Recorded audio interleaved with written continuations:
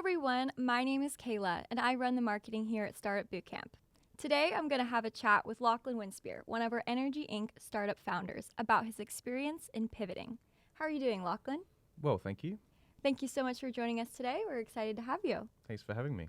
Let's get it started with the first question. So, what were some of the challenges you faced when pivoting your startup and how did you overcome them? So originally, before joining the program, I was more focused on becoming a founder than I was actually solving a problem.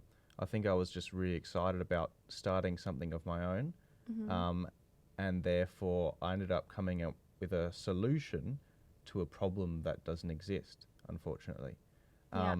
But I was really grateful that I discovered very early on throughout the program that there was no market for it and there was no problem being solved.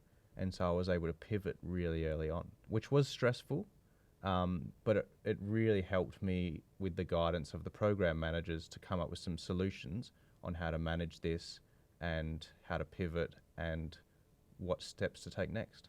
So, it sounds to me that you were able to pivot pretty well. How did you change the direction from your startup once you realized this?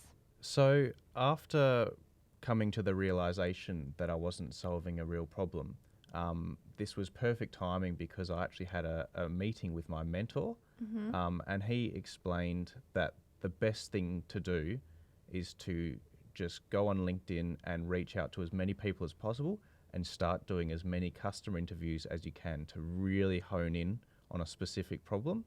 And so that's what I did. I started talking to people and then ended up changing my whole sort of idea from originally doing a renewable energy source to solving food waste. So it was a completely different problem, but it was just through doing customer interviews with potential customers that I discovered that there's a massive problem in food waste. And so now I'm sort of focusing on that. And the more I ask questions, the more I do customer interviews, the more I find out. And it's just a really, really good method of understanding the problem and validating the solution.